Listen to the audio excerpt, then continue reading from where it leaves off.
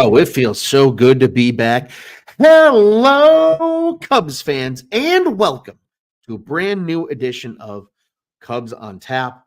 It's been far too long. We've been able to reset, refresh, see a World Series winner crowned. We'll get into everything, all things baseball, Cubs baseball as well, right here tonight. I am Ron Luce. Tyler Edmunds joins me this evening. My friend, first off, outside of text chains to keep in touch with each other. How are you doing, buddy? It's been a while. Happy freaking Halloween. You don't know. They say you don't know what you got till it's gone, and those words, hello, Cubs fans. Man, I missed that. I missed hearing it. I missed being on here with you, man. I'm good though. I'm good. Didn't get to do much trick-or-treating with the niece and nephews tonight just because it's kind of a rainy day here, rainy night here. But no, man, I'm good. I'm good. How are you? I'm good, man. It is also good to be back. I've had far too long to mull over Cubs thoughts. Hashtag crack 'em, baby. Far too long to mull over my thoughts about the Cubs. Far too long. So it feels good to be back despite other sports that people hear me yell and scream about sports on. Bears, Blackhawks starting. Feels so good to be back. Baseball offseason is my season. This is GM Ron. As anybody knows, listens to Forfeit. This is GM Ron season. This is what I lived for. If I could just talk about sports in the offseason, I would be the offseason king. It's my thing. I love to do it. And I love to do it with people like you, my friend. Halloween related. So this was the first year that I got to be the dad that hands out candy, more or less, on Halloween. It was really weird. Okay, I'm out. We'll go. No, I'm sorry. Go ahead. No, please. I've got you a question, though, about this Halloween dad Ron. So my parents, for years, have never had a trick-or-treat. They've had one trick-or-treater in 5 years of living where they're at now. Mm-hmm. We used to get a ton before we moved. I didn't know what to expect. Yeah. I saw maybe 15 total kids all night. Like it was five groups of like 3 on average. That's it. There was nobody. And so weather related. You said it's a rainy, dreary day down by you in Kentucky. It was a wet early in the day, very misty rain early in the morning and like into the early afternoon. Sun came out. And then the wind started whipping out of nowhere. We're having like 50-mile-per-hour winds outside. I opened my door and like feel like I'm going to be blown over right now. Mm-hmm. So just kind of a shitty Halloween to trick or treat. It really was. And it's really disappointing for those that partake. But a lot of great costumes came out of it, at least. Here's the question, though. Here's the $1 million question, because you said you only had about 15 trick-or-treaters show up. And you're like, not many. What was being served for candy at the Luce household? It was a mix. So there was 2 like assortment style bags that inspired this. And a couple duplicates of each. Mm-hmm. And we have way too much candy left. I don't know what I'm going to do with myself. If you see me eating Almond Joys on Cubs on Tap for the next month, that's why, because we have them in the house. It's an assortment bag. So like Hershey's, Kit Kat, Milk Duds, Rolos, Whoppers. Like, it's a decent assortment. Like, it's one of the assortment bags that comes already pre-assorted. It's like 2 versions of that make up the. It wasn't like raisins or peppermints, or just straight up Tootsie Rolls. No Tootsie Rolls. Although I will say I have an irrational love for the flavored Tootsie Rolls. Yeah, I'm telling you, Tootsie Rolls, they're not in my top 5. I'll eat them every now and then. They get a bad rap sometimes, though. That my great granny, that's all she used to have a while back, so I got tired of them. Every now and then a Tootsie Roll is not bad, but like, the flavored ones, the ones that are kind of, they're not like Laffy Taffies, but I know what you're talking about because they got like lemon and green and then the orange ones and stuff. They're pretty good. Yeah, they have like blue raspberry. Yeah, they got the blue raspberry. Awesome. It's awesome. I love those. Irrational love for those things. I gotta say, what is the GOAT? What is your top? Okay, I made a list a while ago or earlier today. Top 3. What is your top 3? Top three candy all time all time for Halloween. to give out, or like that I want to get? Oh, that you want. That That you're I getting. want. Okay. Ooh, that's a good question. So let me preface, I have a different love for candy as at my age now. I don't eat a lot of sweets anymore, truly. That's good.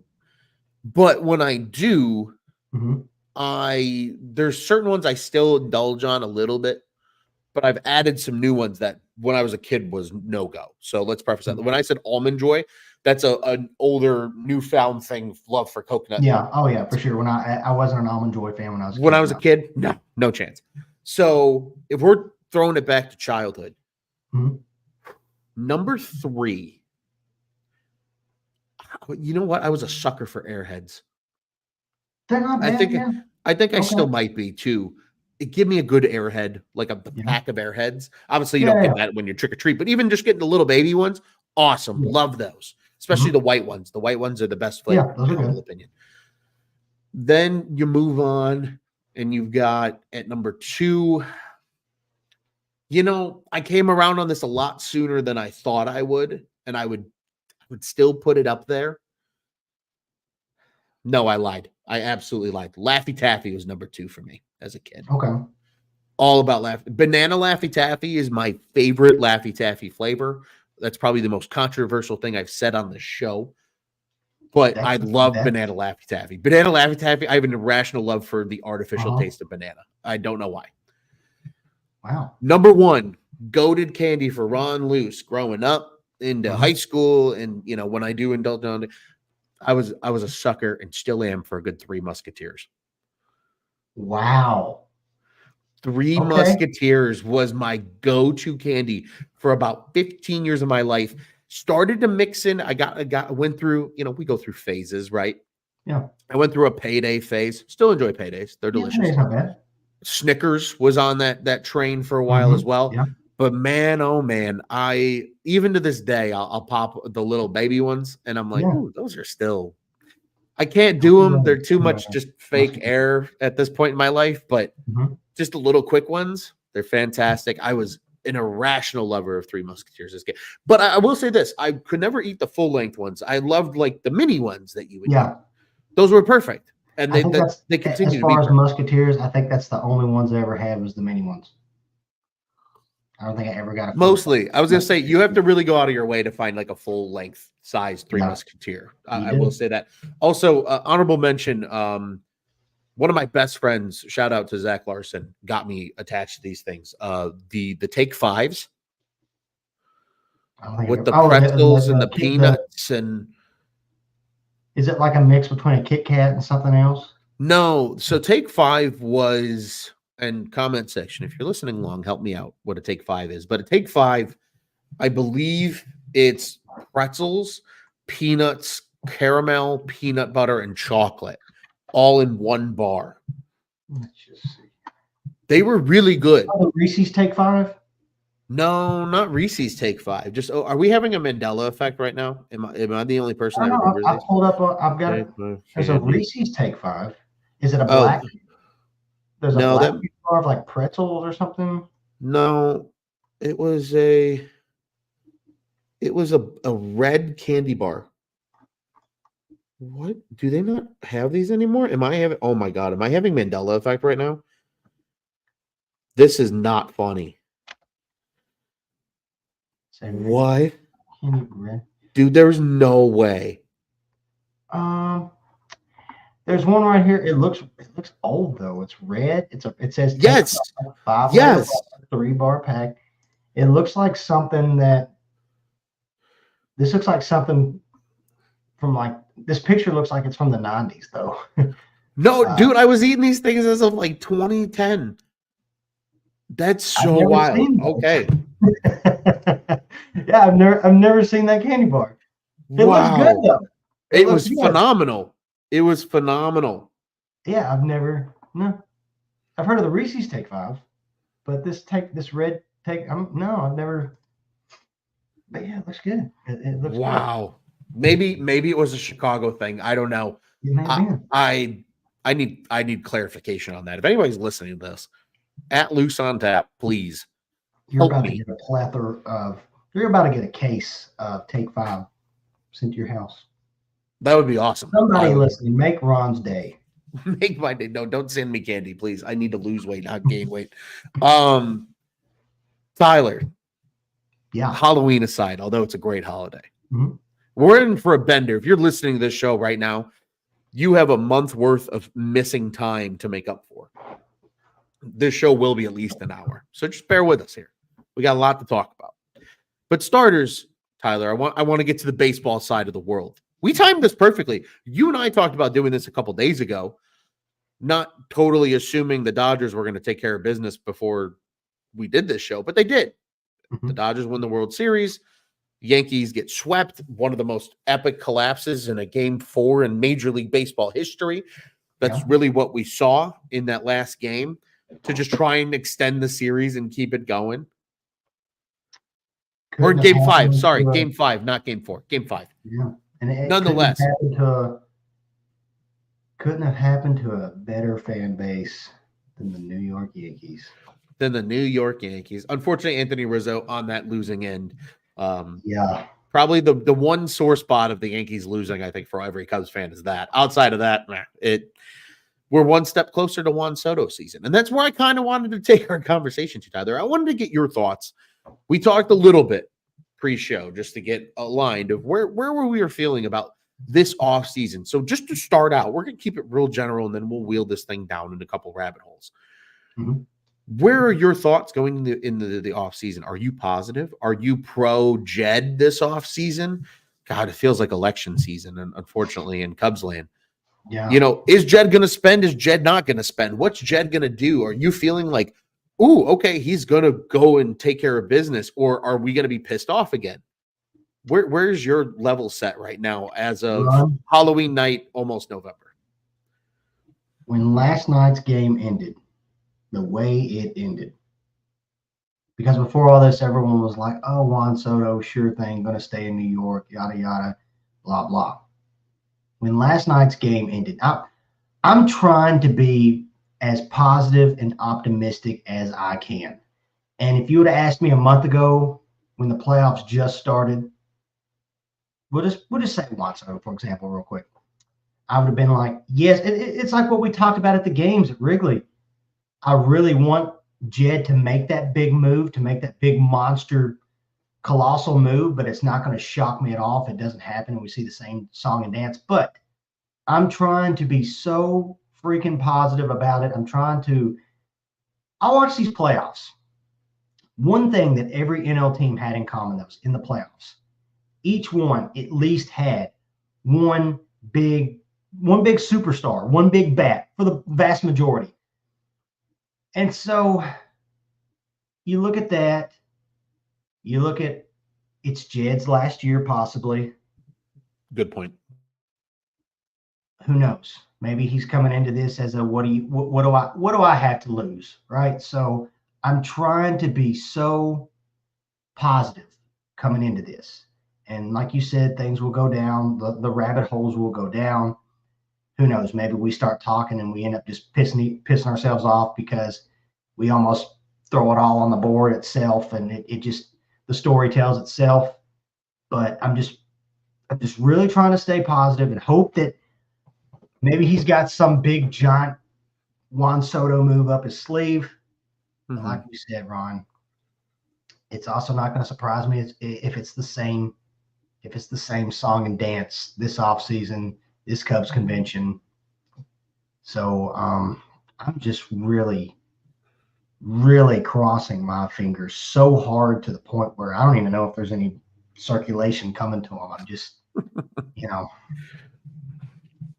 just hoping. I'm just hoping. But my mindset when that game ended, I tweeted it. As soon as it ended, I said, okay, Jed, and this is just me, this is just my Cubs. This is Cubs fan Tyler talking. This is me if I'm in the GM spot.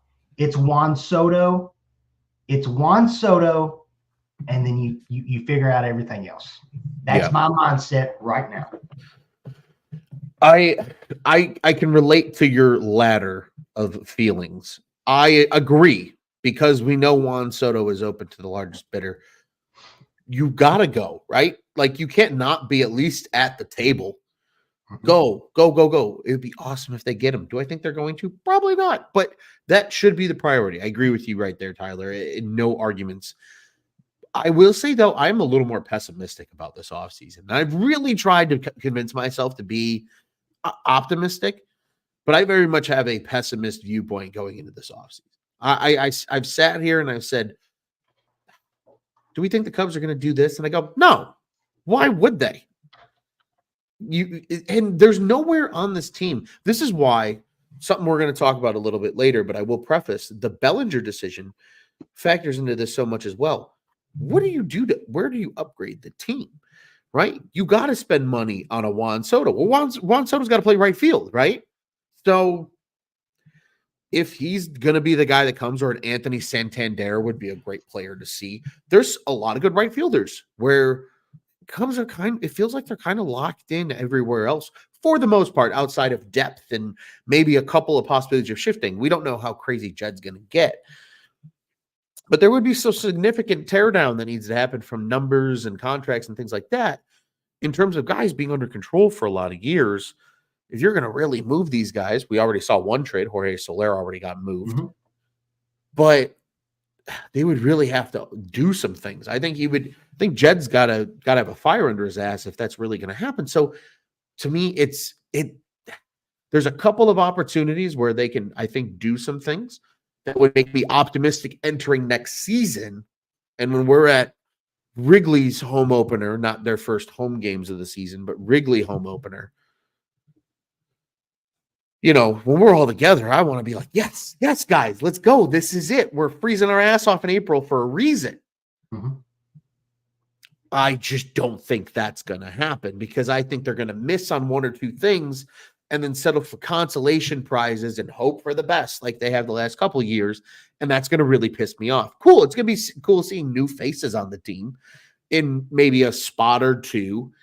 But largely it's going to be the same team. Again, they're going to try to run it back. And I get it. You added Paredes, and PCA came on late and Amaya came on late offensively. So maybe, just maybe, you get something similar next year.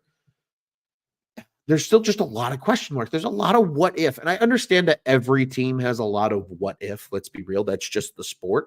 But the Cubs are very much the team in the sense of it's either low floor or high ceiling for a number of guys on the roster, to a point where you feel like a contending team, unlike a Dodgers where you got four of the best players in baseball. You're at least going to have a chance because those guys are going to carry your lineup for 162 games. That's where I get scared. And Jason says it here in the comments. I expect nothing out of Jed. And that's the sad part. And that's where I lean. It is really where I lean right now. And Tyler, I hope by the end of the show you can convince me otherwise. But that's just where my heart and soul is telling me for this Cubs offseason.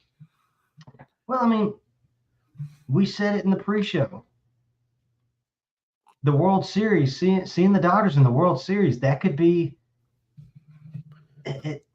is that the thing that says, hey, guess what? If you want to make it here, you got to spin, because then you could turn around and say, oh, well, the Diamondbacks was in it last year, and look at that. At least on the bright side, I know this doesn't help our case very much, because I think we're kind of on the same, we're in the same boat, or maybe I'm on a different, we're at least in the same waters with both of us. Is not going to be surprised if Jed doesn't do anything. But the fact that the two highest payrolls were in the World Series, that's a positive. But you could also argue, well, like I said, the Tigers was in the playoffs this year, and the Guardians are in every year, and the Royals made it this year, and just go on and on. And it's almost, he's always used this whole cliche, this whole picture of, it's the whole Moneyball thing. We're at the blackjack table. We're at the casino table. We're just hoping this is the season that we roll the dice and we hit all sevens on everybody and stuff like that. Yeah, woohoo! You can't keep doing it. It worked for Billy Beane with Oakland a few years. It worked I was earlier 2000. If you haven't watched it, it's a great documentary. The comeback documentary on Netflix. No free ads, Netflix. About the Red Sox. Jed Hoyer. Seriously, Ron, if you get time this offseason, watch it. And it's the same stuff in 2003 about how, it's sad because it's almost like he admitted in 2003 kind of what he's doing right now with they just did enough to kind of compete, to kind of show up, to kind of look like they were in the mix, but really they wasn't. And then finally in 04, they finally decided to spend money. And you could say, he could sit there and say, oh, well, we had on base guys and blah, blah, blah. You also had a roster that was bolstered by Manny Ramirez and David Ortiz, who turned into David Ortiz at the end of 03. But this whole idea of this whole casino, we're gambling. You can't go into every single season and he even said it in his press conference about you really want guys to go above their expectations, to go above and beyond their, okay, no shit, but not everybody's going to do that. It's not going to happen. Realistically, it's not. So going into every offseason and at the beginning of every season, we're rolling the dice. We're going to hope we're going to hit whatever, I don't know, 20 on blackjack or hit a 20, whatever. You can't do that every single season and expect to look at the Diamondbacks this year.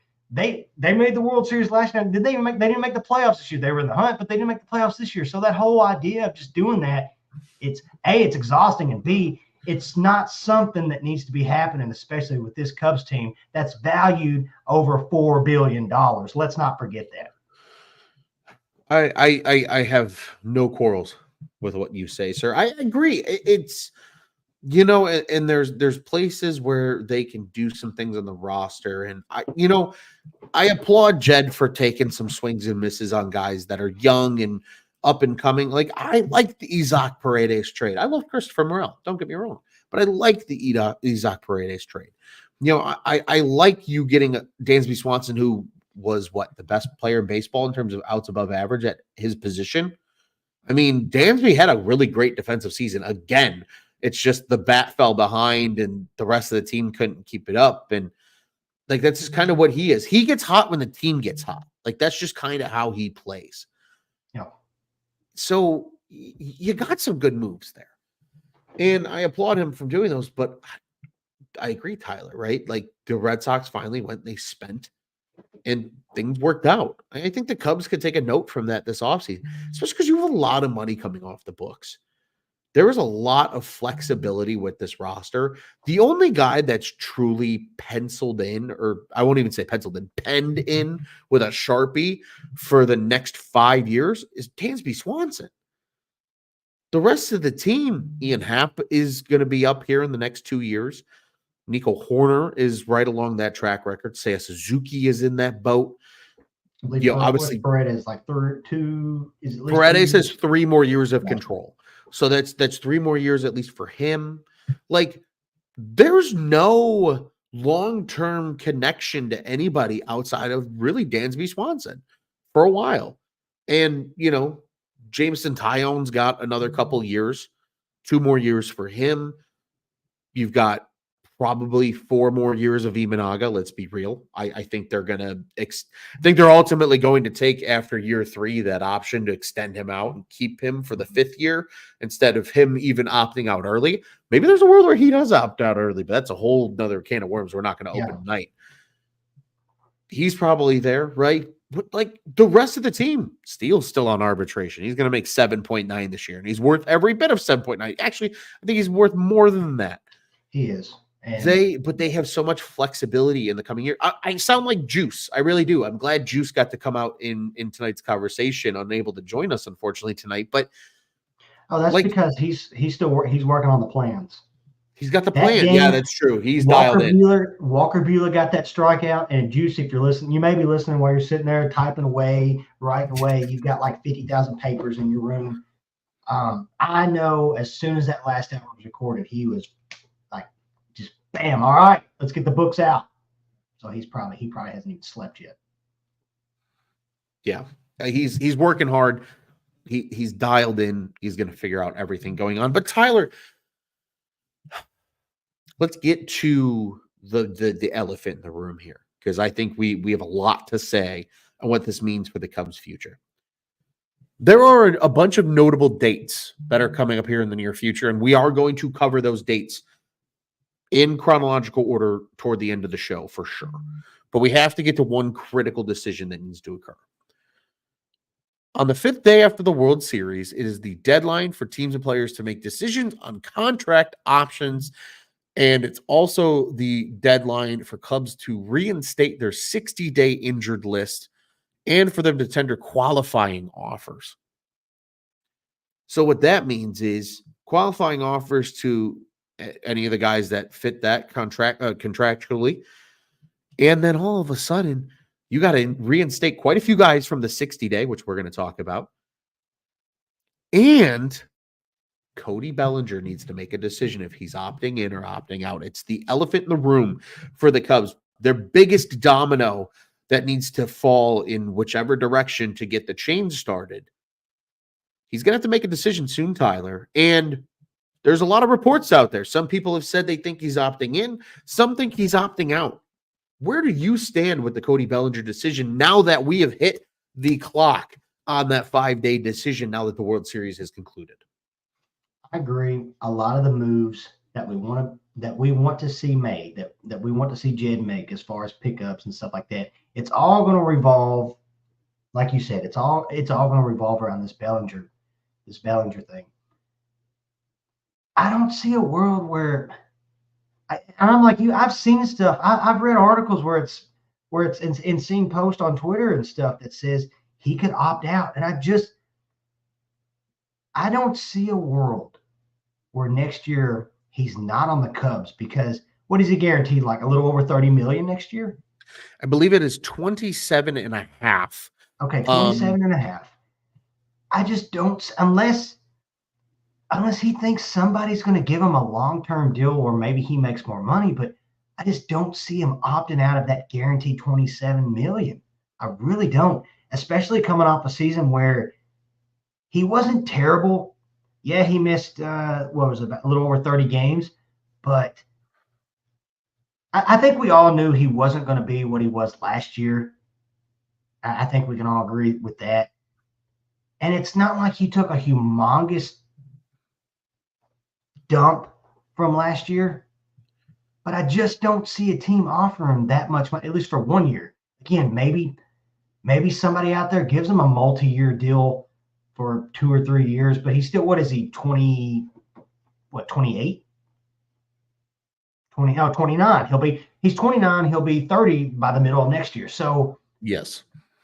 Yeah, I just don't see, personally, I don't see him opting out. I really don't. I think it would be silly for him to do that, because then he opts into this year. He's making 27.5 million, and he uses that as, you know what, I'll be 30 by next year. Maybe I could still work something out with a as far as a deal next offseason. So why not just use this year as hey, let me take my $27.5 million. I'm going to show myself off to all 29 other teams as well.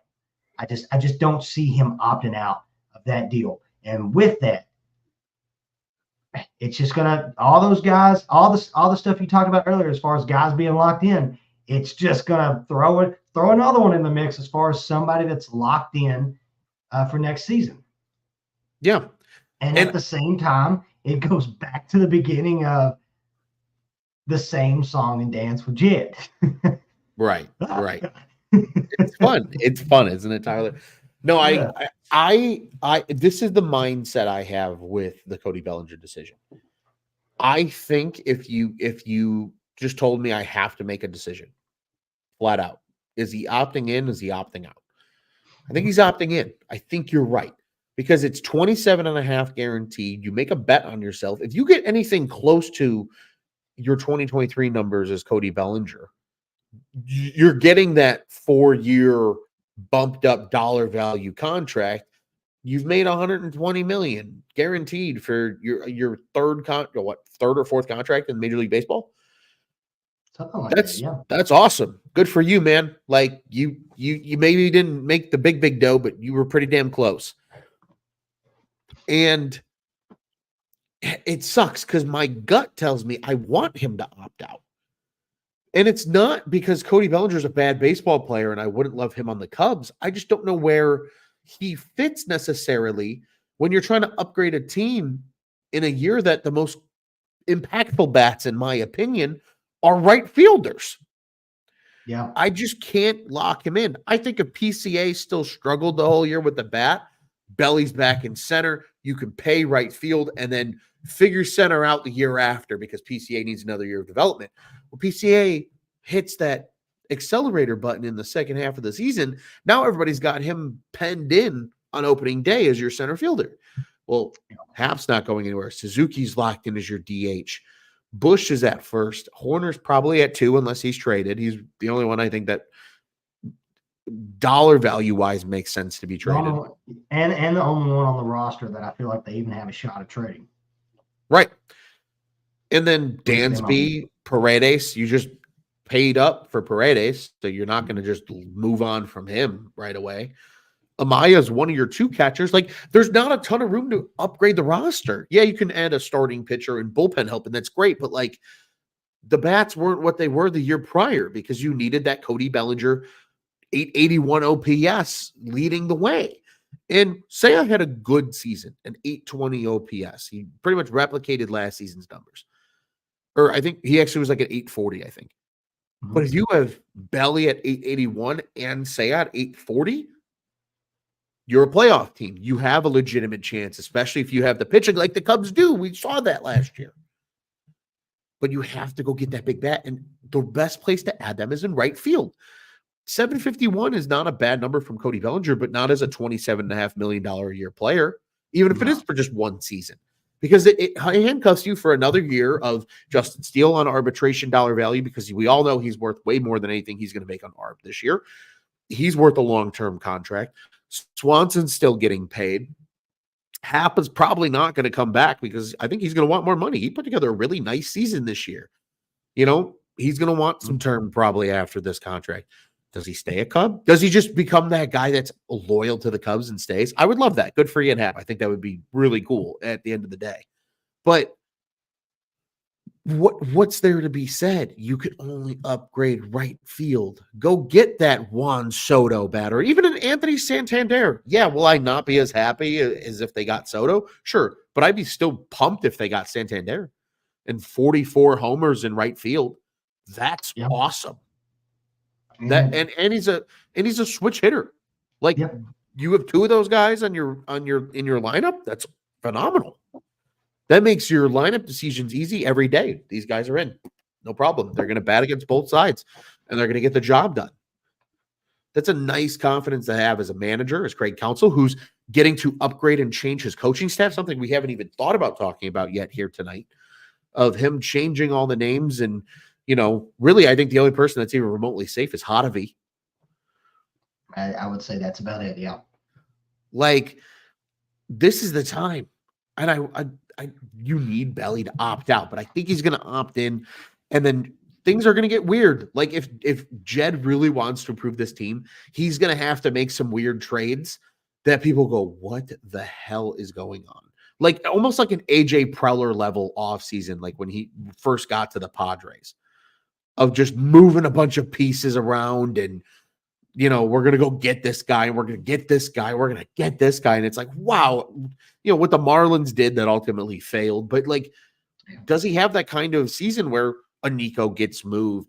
Maybe he gets hyper aggressive and moves an Ian Happ, or tries to move one of those kind of guys to really just switch things up. I don't know. I hope he does. Belly needs to opt out to get even less creative than I think Jed would need to.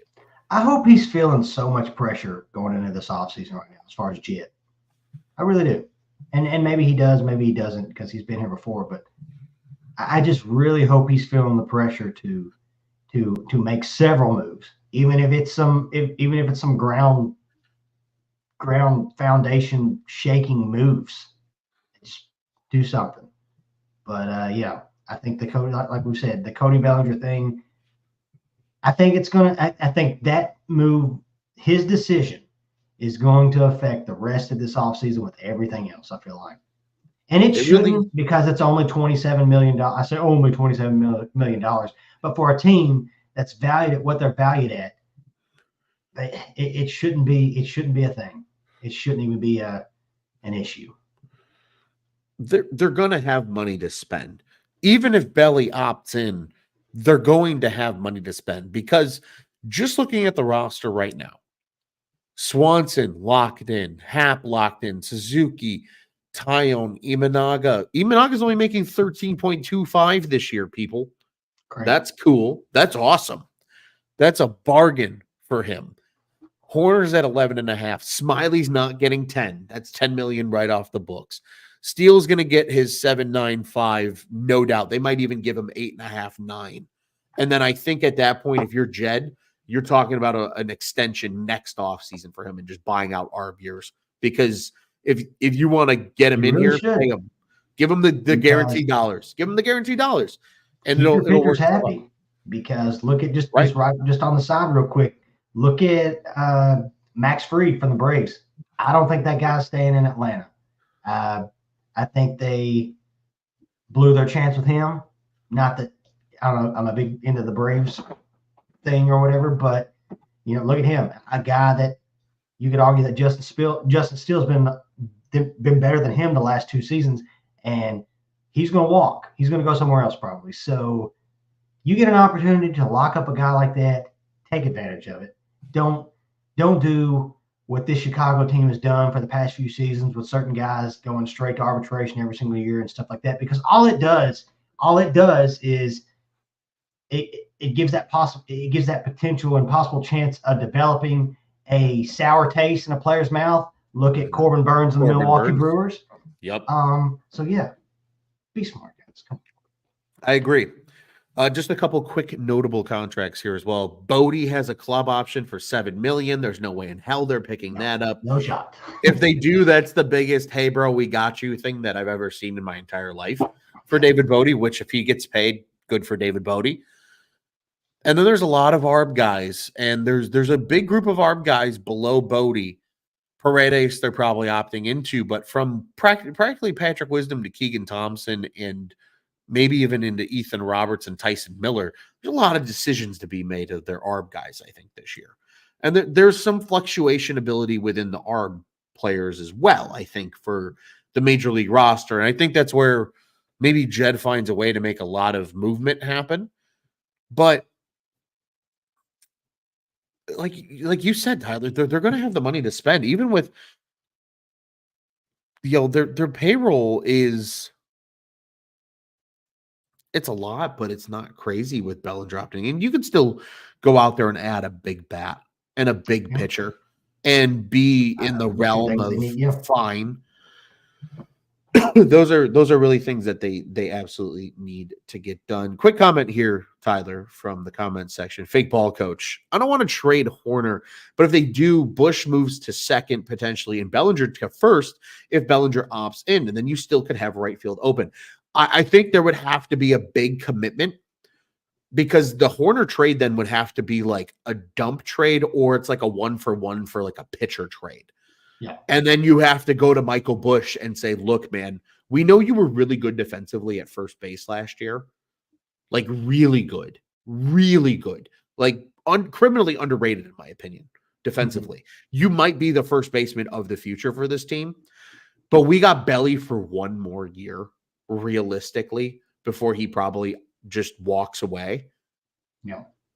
Can you play second for 1 season and work on second in the offseason? Because let's be real, you'll have Matt Shaw and there's other options coming up at second the next year. Bush, you'll move back because Belly will be gone. We'll figure out a way to get rid of Belly. You'll have first base for the rest of your career as a Chicago Cub, at least, if not longer. Yeah. But so I like that. I like that move, but that's a lot of what if with Bush, and you have if that's to the case. Horner. That's a conversation that, if that was the case, that's a conversation that probably has already happened. As far as Bush has to, because that's something that he'd be working on right now. 100%. Yeah. He would at least I don't have hate it taken. though, because I think that's something you even brought up at a game one night because I think you were talking about getting Sandanter and Wright, and then you're talking about putting Bailey at first and moving Bush to second. That's something you I kind was of like, talked that's. about as well, and I agree. It's not a bad. I wouldn't hate that. I wouldn't hate the idea if Bush could make that adjustment to second base. I think that's the big key. And I think he's an athletic enough player that he could do that if that's how it plays out. Mhm. It just depends if you really want to take him away from first. Because Because that could affect him. It looks like this year he finally got his opportunity. He's broke in. He's comfortable where he's at. And so when you ask a guy to do that, look at Ian Happ when he moved. Because he used to play infield. yeah, And you ask a guy to move a position, that can change everything for a player, at least mentally. 100%. So yeah, and to ask a rookie, that is a lot to ask, especially of a rookie. It would be awesome to see, but like you kind of like what you said, it's just it's big shoes to fill for just one season too. 100%. 100%. So we'll have to see there, but I like the possibility. Tyler, now that we think Bellinger's opting in, I think there's a lot of discussion and comment and decisions to be made with what's on the roster right now. And I made a list here of some of the big decisions because we mentioned the Bellinger option being from that 5 days out. But so is the reinstatement of 60-day IL players. And I got the inspiration to really dive a little deeper into this for this episode specifically from Locked On Cubs. Mr. Matt Cozy is been a commenter and a friend of the show now for a little while. And they talked about this. And I think we might have a little bit of different opinion than they did on some of these players. But I want to get your thoughts, Tyler, because I love the beautiful workings of your brain when it comes to Cubs baseball. Here's what they're looking at right now from potentially guys that are arbitration eligible that they could walk away from or move on from or whatever. And then those guys that need to be reinstated to the 40. Here's the reinstatement list from the 60-day. Yency Almonte, Adbert Alzolay, Colton Brewer, Ben Brown, Luke Little, Julian Merriweather, Nick Madrigal, and Brennan Davis. Those are your, hey, we know you're hurt, but you're coming back onto the 40-man because we see you as part of the future. This is a time where we've seen a lot of guys, surprising guys, I think, at times too, leave the roster because of maybe injury concern or other reasons. Cody Hoyer, Ethan Roberts. I feel like we're a part of that process. And then in my candidates to be gone situation, maybe these are guys they strip from the 40-man, they just outright DFA and call it a day. You've Wisdom, who in arbitration is expected to make about $2.725 million. Bethancourt, who's going to make 2.3 in arbitration roughly. Bodie with his $7 million club option. We talked about that one a little bit already. Nick Madrigal with $1.9 million expected. Talkman 2.6. Smiley with the $10 million mutual option, not a chance. Almonte with $1.98 million, so he's just shy of $2 million. Wingenter, the guy that came up at the very, very tail end, $1.45 million. No, in my opinion, no way in hell he's coming back. Thompson, Keegan, $1.24 million. Herget, $900K. No way he's coming back, in my opinion. Colton Brewer, $800K. I don't think he comes back either. That's just my list. And that's not everybody, but most of the other arbitration guys are either pre-arb guys who are just getting their pre-arb money, minor league players that are for sure coming back, or guys that just, in my opinion, did well enough where they're absolutely coming back. First, let's start with the guys that need to be reinstated from the 60-day. Out of that list, who are you bringing back?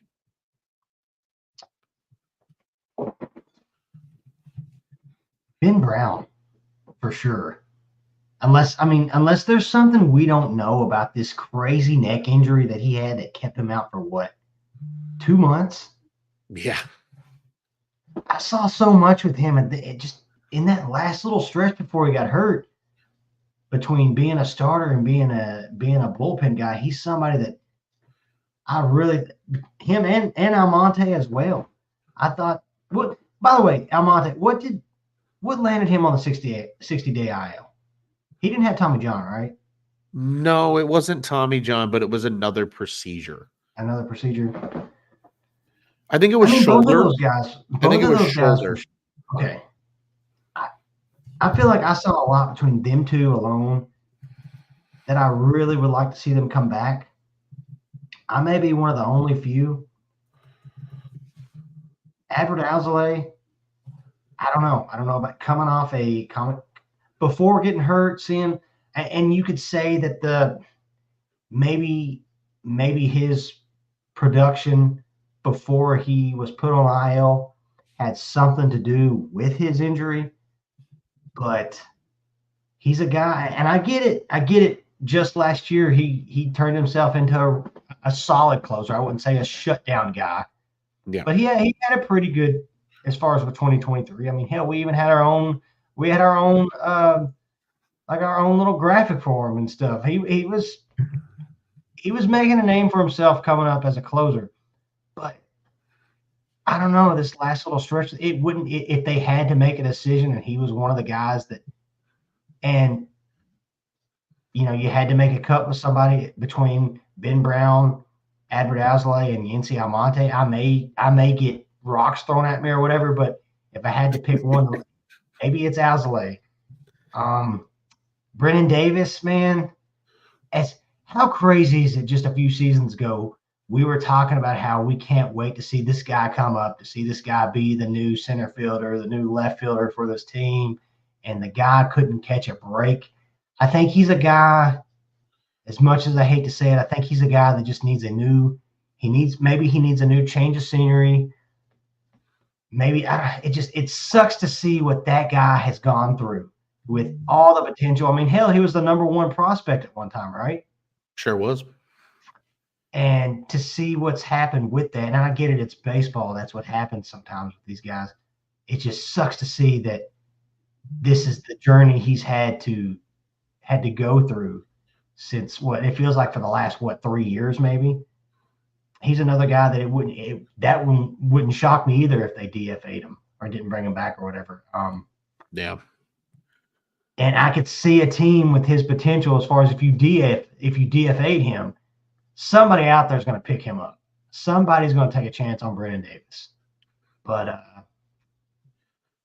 yeah, those are so far. At least those are some of the guys that I'm at least saying, hey, let's at least with some of the pitchers for sure. I agree. I think, to me, the only for sure guarantee guys are Ben Brown, Luke Little, and Julian Merriweather, in my opinion, that are for sure coming back. For sure coming back from the 60-day.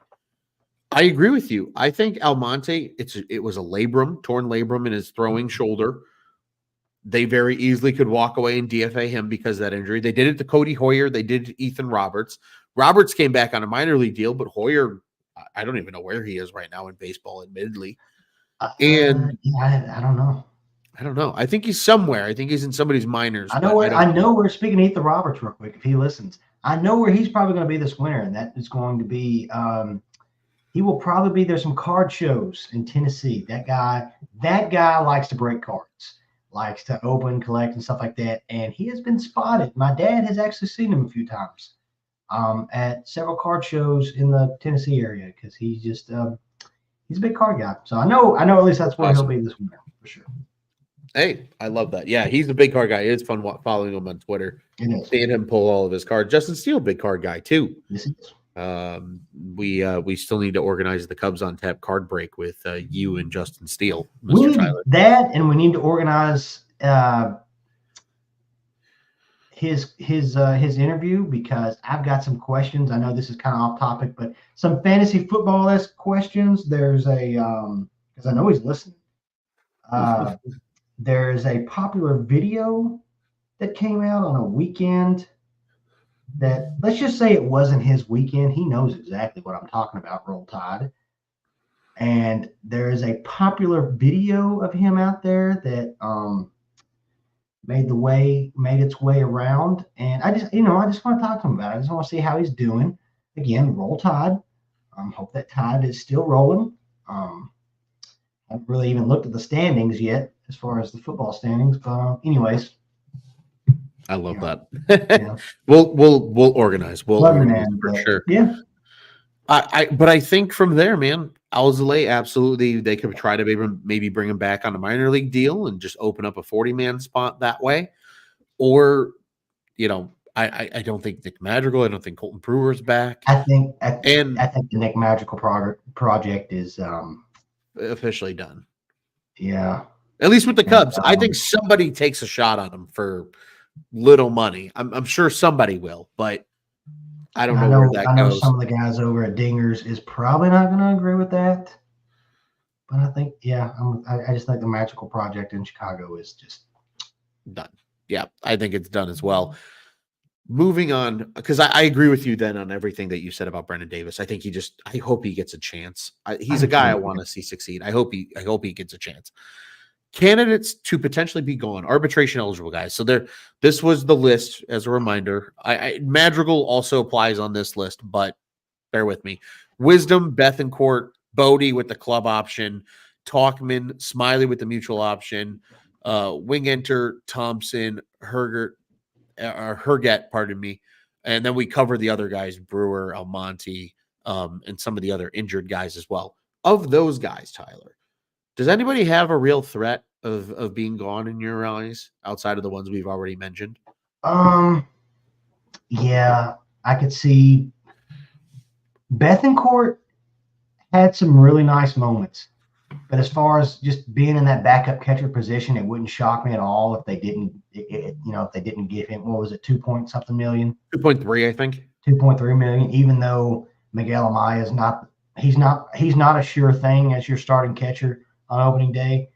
The sad thing is he's a great guy. He's a great guy, but we've all said it before.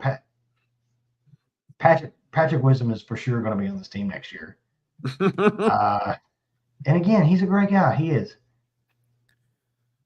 As far as other guys, you're asking as far as guys that you think that I think is just not going to be on this team next year. I mean, you've already said it, David Bodie. Yeah. Hey, props to you, buddy, if you can get that $7 million. I just don't see that. If he gets that $7 million, he would be like, who was the guy for the Red Sox? He was the international player he will be the new that guy. I know my buddy. I've got a buddy right now, one of my best friends, a former roommate, big time Red Sox fan. He would know on a dime. He was an outfielder for the Red Sox, signed a big fat contract, but never really got called up. And there's legends of him throwing all these crazy parties for all his minor league teammates and stuff like that. I cannot think of his name. But he will be that. He will be the new that guy, the $7 million minor league man. Is it Rusney Castillo?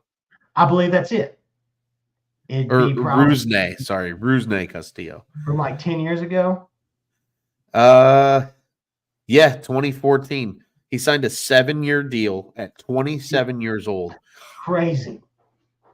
Yeah, and he got moments here and there, but it never really panned out. And so they basically kept him in the minors, and the dude was making bank in the minors, just traveling on buses. And yeah, that would be an awesome documentary, by the way.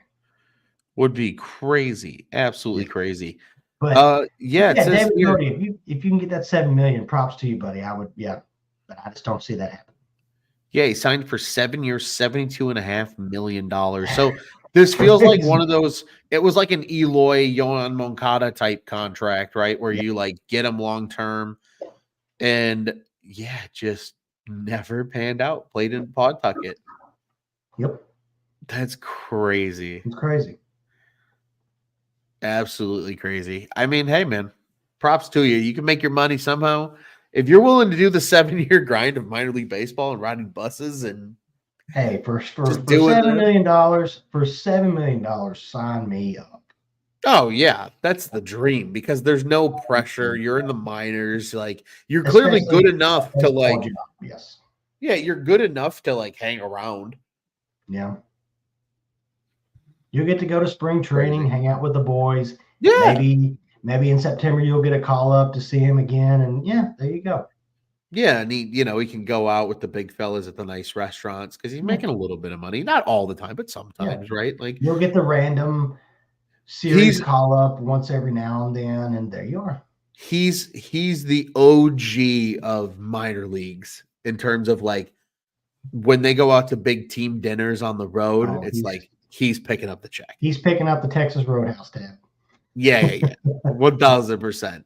For sure. Even more so. Let's be real. They're going to a nice steakhouse at least once a year, and he's probably treating. I mean, that's not a bad life. That's not a bad life. Couple quick comments here, Tyler, as we continue this conversation. Ben Brown, automatic. Bring back that guy. Love that curve, according to Hank. Jay says wisdom gone. I agree with you, Tyler. I think wisdom stays. I would like to see Bethencourt stay. I think even if he becomes the third, I'm not. even if he became the third catcher at 2.3 million, I don't think that's a problem by any stretch of imagination for one season. Plus, there's not many options out there as far as catchers. I know our boy Juice is going to have. I know he's probably already talked about it, but he's going to bring up some. I know there's some guys. There's one guy in particular that he wants. In Shea Langoliers, I think he talked about it on the last episode. But there's not many options out there. So, yeah, I wouldn't hate Bethencourt back on this team. Yeah, I wouldn't hate him back for that reason because I think if they're going to get a big catcher, it's going to be through trade. Like, I think it's got to be either Logan O'Hoppe or Shea Langoliers if they want a young catcher, and that's going to cost prospect capital. And you know what I mean? Like, that's 2.3 million for Bethencourt to be depth is not a bad thing either way. Even if he comes back and maybe they spend money at the position somehow, some way. Bodie, $7 million. Nah. Talkman, I think at 2.6 is back. I do. Smiley, no way. Almonte, I think, is gone because of the injury. Wingenter, no chance. I think Keegan is 50-50. Just because I don't know if they've seen what they thought they were going to see continuously from Keegan.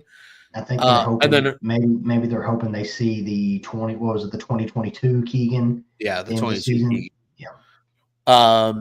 Herget, Brewer, no chance. I think they're either one of them. I remember writing an article on Brewer. Was it was Colton Brewer? I mean, I had to look him up because it was him and then I think maybe Brandon Hughes. They were supposedly making comebacks, and I had to look up. I even had to look. It's like, what the hell? Yeah. So I agree. I don't think there's a chance we see him. No, I don't think we see him back whatsoever. Quick comment here from Jay. He says, I think the Iowa Cubs get called up next season. I don't know. I don't know what's going to happen with this minors, Tyler. Where do you teeter on the future of the minor leagues of this team? Do you think the more than two of the top, like, 5 prospects right now actually make it up to the bigs? Or do you think these guys are moved in trades to improve the team elsewhere? They can't just sit there. I was going to say, or do they just hold on and let them fade into oblivion? Like, do you think Jed possibly in his final season? I just don't want to believe that he just lets them sit there. So it's either, like we've talked about, do something with all these prospects that you talked about and how that you guys have built up one of the top farms in the system. Hip, hip, hooray, yay, whatever. I don't know if in his final season, in his potential final year with this team, is he he's got to do something, make a decision with them. Either trade him for these guys that we're wanting, make these deals that we both sit here and said as far as making deals via trade. But let's say he sits on his hands and doesn't do anything as far as signing Soto, signing Santander, or anything like that. fine. Then you know what? Put your prospects where your mouth is and just call them up. At least at least 3 or 4 of them, because I'm just so tired of the same old thing every offseason, talking about certain prospects and yada yada. I feel like this is going to be the year, right? Because it could be his last. Yeah. And I wouldn't be mad if they got aggressive with the prospects if just things didn't work out like as the last plan. Because like you said, what do you have to lose? Look at some of the other teams around the league. They've been able to do that with prospects. And Rays do it another thing regularly. too, where as far as the fielders, where are they going to play? We've done said most of this team, at least the major league roster, is locked in. So where are they even going to play anyways?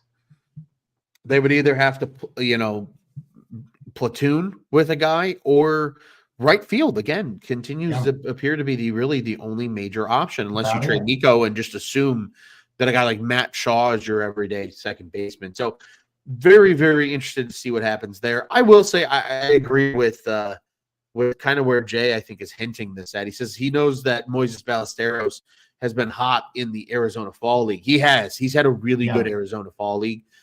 He's a guy that I wouldn't be mad if they gave a shot to opening day if they can't upgrade the catching position elsewhere. I think long-term, he's more of a DH bat that catches here and there, but he's been electric, and you cannot deny what he's become.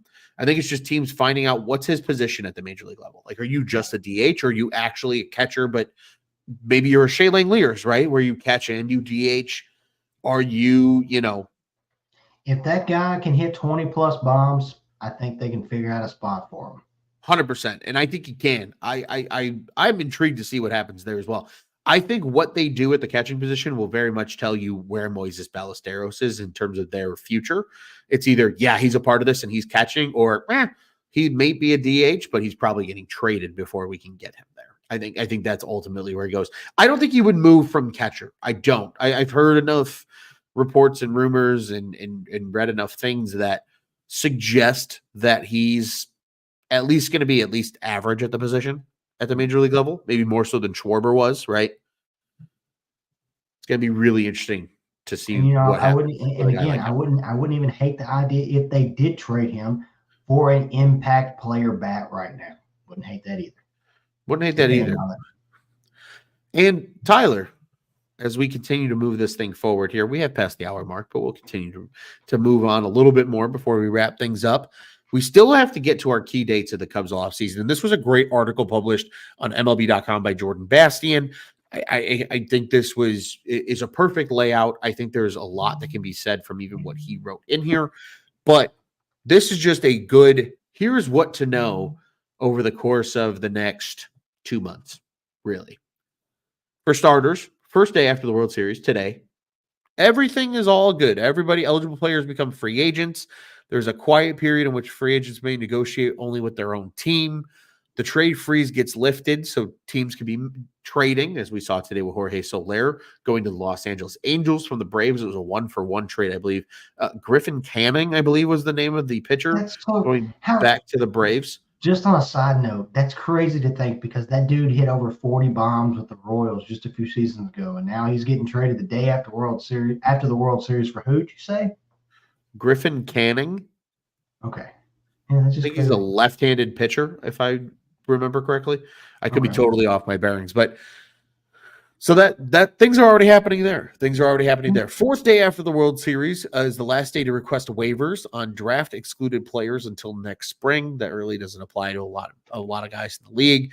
Fifth day after the World Series, the deadline for teams and players to make the contract options. We already talked about Bellinger. The 60-day, we already talked about that. Qualifying offers. There's also there's a quiet period that ends. Major league free agents are able to sign with the club as of 4 p.m. Central. Minor leaguers can do the same thing if applicable. November 4th through 7th are the GM meetings. Those will be in San Antonio. Sometimes there's a trade or two that happen during those, but usually it's a lot more rumors. It's a lot of talk. It's a lot of talk. It's fun to go if you're in that area. I went to it last year in Nashville. It's cool. You get to see a lot of baseball people, as far as media people. You see a few coaches. You see a few, because a lot of it is guys, former players too, like I saw Stephen Brault, this guys looking for guys looking for jobs. But yeah, if you're in there, it's cool to go to. But yeah, I agree. There's not a whole lot as far as big moves that goes on there. Well, you went to the winter meetings, right? Or was that the GM meetings? Oh yeah, sorry, that was the winter meetings. My bad. So winter meetings, there's usually a little bit more active. GM meetings are the early process. It's just these guys all get together and drink cocktails together and tell stupid stories, and maybe they all have enough beers to where somebody proposes a trade that gets discussed the next day type thing. November 19th is the deadline for players to accept qualifying offers. That's at 3 p.m. Central Time. And then that's the deadline to add players to the 40-man to protect them from the Rule 5 draft at 5 p.m. that day. So Cubs will have a couple of guys they need to protect from the Rule 5 draft. That's why I think there's going to be a lot of turnover with this arbitration list and some of these other guys coming up here. The tender deadline is the 22nd. December 9th through the 11th are the winter meetings. They'll be held in Dallas, which means they will be at the Grand Ole Opry out there in Grapevine. I've stayed at that hotel before for a conference myself. And they will, that includes the draft lottery, which will be on the 10th. Rule 5 draft will be on the 11th. So it'll be interesting to see if anything comes of that for the Cubs, especially in the sense of the Rule 5 draft. The end of the 2024 international signing period is December 15th. January 10th, eligible players and their teams can exchange arbitration figures. January 15th is the start of the new international signing period. And then January 17th through the 19th is our favorite occurrence of the winter, the Cubs convention, which I hope so desperately that all Cubs on Tap guys can get together again like we did a season ago. Those are the major things until we get to spring training, Tyler. What are you most excited about? Or is there something that you are just hyper-focused on that you say, this is a big moment in those key dates before we get to the Cubs convention? Hope that by that Cubs convention, we are rolling in already. Like, I've already got the cigars lit when I'm coming off the plane, and we're already celebrating Juan Soto being here and all the other big market moves. I'm just hoping by that date we are, because you know how it was when we were there at, what was it, the year before last, and even last year too, they hadn't even brought back Belly yet. I hope most of the moves have been made by then. But as far as a specific date, I mean, I will recommend, as far as if you can get to Dallas, or if you're in the Dallas area, it's fun to go to. Check out the winter meetings. But yeah, I'm just really hoping by that middle of January at Cubs convention, we're not even. I'll ask you something, Ron. Do you think we'll see, like last year? Do you think we'll see certain players hold out, like we saw with Matt Chapman, Cody Bellinger to a point, Jordan Montgomery and Blake Snell? Do you think there will be somebody out there that holds off till, like, just a week or two before the season? I think there's a world where a couple of guys get into like late February. I think that happens every year, and I think we're guaranteed to see that again this year, which I hate so much, but it's just the nature of the beast. Like, do you think, and I don't know how they would do this, as far as, I don't know if you would do it where you would almost either penalize. I don't know who would get the penalty, as far as the player or the team. Like, the player, I think you just set a deadline. You just say you have to be signed. Do you think they will set a deadline where you have to be signed by this date, or you can only now when you start affecting their money, that's when maybe you can get guys to sign sooner. So do you think there's a world where one day we see a certain deadline to where this is the dollar amount that player A can sign for by this date? After that, I don't know, or just something, you know what I mean? You know what I think they could do? They could do a deadline. And I think you don't have to make it super early in the offseason. I really don't. You can technically start signing people, as of today, truly. Obviously, that doesn't happen, but you could, in theory. Who's to say that you couldn't make the deadline the third week of February. Mm-hmm. Maybe it's the maybe So you basically after the first week of spring training. yeah, or maybe you say it's, hey, we'll give you till the second full week of March. Like that Monday is your cutoff. You get like 6 to 10 days in March, depending how the calendar falls. And then you're done. You need to be signed, or you can only sign a minor league contract with a team and then maybe negotiate. But what if you get released? Then you're taking a risk. It would encourage players to just get a deal done. I respect holding out. I do, truly. But I think you can play hardball at the table for a shorter period of time and still hammer things out and get done what you want to get done. I really do. Baseball, I get baseball's a long season and people want to take their time to, get off the schneid. But like, man, you can dial up the pressure a little bit. I don't think that's crazy. It just keeps guys from walking in and being ice cold to start the season because they didn't do shit for the month and a half before the year. If you miss the first 2 weeks of spring training, okay, fine. If you're a true consummate professional, you're good, right? It's the guy because look at Jordan Montgomery. I was going to say it's mainly the pitcher. You don't think that owners would want their guy in camp by at least the first full week of March? It's crazy too. People forget, talking about Jordan Montgomery, there was a former Cub that basically did the same thing all the way till the All-Star break. Craig Kimbrell. Yeah. And we saw how that ended. Dallas Keuchel did the same thing. Oh, that's right. He did, didn't he? They both did. Keuchel went to Atlanta, I believe, and Kimbrell signed with the Cubs. Yes, he did. Yeah. It's crazy. Just goes to show. But neither one of them were good. And it's just it hurts the player. It hurts the team. It hurts the team. I agree. I think there needs to be some kind of deadline. But these are all things that we'll be talking about. I think, Tyler, if I'm a guessing man, and I know our baseball hungry group of Cubs on Tap panelists, we'll be back with you come the Bellinger decision and some of these moves that happen with the 40-man roster 5 days out from now. Obviously, today's day one. The day the free agent market opens up, the phone lines open. I'm just already prepared for the thousands of the rumor mills. I mean, it's gonna be spinning. It's the best thing ever. It really is. It's a lot of fun, and we're looking forward to it. But we will be back with you guys next week. We'll talk about the Bellinger decision, whatever actually ends up happening, some of the other 40-man moves that the Cubs make early on. And then I think we'll start to finally set up for the players that we truly want and beyond the Juan Soto sweepstakes. I think we're elementary thoughts here early in the offseason. We're all on the same page there. Tyler, any quick and final thoughts before we begin to shut this thing down and look ahead to hopefully a busy offseason? Yeah. Final thoughts. Just going back to the World Series for just a second. Big congratulations to Mark Pryor. It's good to see. I get it. Non-Cubs related, but Cubs related.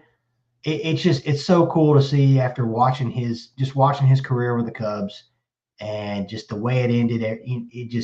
It left everybody with just that sick feeling in their stomach. Just seeing, and I'm sure him as well. Just seeing how things ended for him, especially with the way he came in, and then just going to the Dodgers, becoming their pitching coach, and just being. You can say what you want about how they had Ohtani and how they had Mookie Betts and Freddie Freeman, but that pitching staff, it's a monster as well, and a lot of that has to do with Mark Pryor, former Cub, and it's cool to see him win one. I think he was on that team in 2020, but as we all know, everybody likes to throw an asterisk at 2020. But it's just nice to see him out of everybody on that team. He was the one guy that I was just, man, I know you're not a player, but still, he was just he was just as much as part of that pitching staff for sure. And so, big time congratulations to Mark Pryor, man. That was just cool to see. Hell yeah. That's an awesome tribute to Mark Pryor. Tyler, my final thoughts. I'm just excited. I'm excited to dive into the rumors. I admittedly, I love the holidays. It's a great way to end a calendar year and prepare for a new one and turn the page over and all that very cliche stuff. We love Thanksgiving. I get to eat like a fat ass. Great Mm-hmm. holiday. Great holiday. I love the winter meetings. That's when things get really spicy with baseball. It's fun. I love football Sundays. We're in that heart of the season right now. Even as baseball fans, we can all enjoy other sports. Hockey is on almost every other night for me. And then we get, after all the excitement after Christmas and New Year's Eve is the Winter Classic for the Blackhawks. We bring in a new year, and then CubsCon is on the horizon. And that's what I'm excited about. I don't want to rush away the holidays. I want to enjoy the hell out of them. I want to enjoy every single bit from now until then. But ladies and gentlemen, we're already planning into next The cool January. thing, the rumor mill, I get it. You've got to watch what you see on the rumor mill. It's kind of like, oh, watch what you read on the internet. But I also like it because we get to sit here, you, me, Nick, Juice, Joey, all of us, and we get to play the what if game. What if The what if this? game's fun. It is fun. It's fun. It's like we are. It's the new season of MLB The Show, and you're making the moves that off season. You just simulated the season, and now and is everything going to hit that we want it to happen? Of course not. But it's fun to sit here and just play that game and just build our team that we want. It's fun. It's a good time. It's an absolute good time. Tyler, I'm right there with you. As always, as a reminder, Cubs on Tap, one of two shows here at the On Tap Sports Network covering the Chicago Cubs. Check out our friends over at the Dingers Podcast at Dinger Cubs on the socials. Check us out at Cubbies on Tap, Teddy Frankie 70, Luce on Tap. Follow the whole other squad as well. I'm hoping that everybody buckles in for what should be a fun offseason. Bulls, Bears, Blackhawks, those are all in effect right now. Go check those out on Tap Sportsnet as well. And yes, Cubs fans, you have friends that like the Southsiders. They have a new manager, former Cub Will Venable. Former Cubs coach, I should say, Will Venable, is now the new manager of the Chicago White Sox. So if you have friends that like the White Sox and your friends are friends, they can be friends over at Sox on Tap. And as always, check out all your good stuff over at ontapsportsnet.com and at On Tap Sportsnet on the socials. On Tap Sportsnet, we're going to check out what's on tap in Chicago sports. Scott asks, will the Cubs sign someone before CubsCon? I sure as hell hope so, because Jesus, if they they don't, better. things will be bad. It will be beer cans and other things thrown at the stage if it's that level of bad. I'm Ron Luce from Tyler Edmunds. It was a blast, buddy. Good to see you, my friend. And what do you say, my friend? A good old classic one to ignite the off season here as we sign off. Jed Hoyer, I know you're probably listening. Look, buddy, your legacy is on the line. This could be your last. This could be your last stand. You know, this could be your Alamo. This could be your Alamo game. How do you want to be remembered, Jed? It's not your money. You've got the pocketbook. You've got the checkbook. Whatever. I don't know if you guys are using Bitcoin now. You've got all of it. And it's not yours. It's not. So spend, baby, spend all of it. Go broke. I don't care. Spend it all, because what do you have to lose? And by doing that, Jed, you can say what all of us here love to say in the process. F the Cardinals. And let's go Cubbies, baby.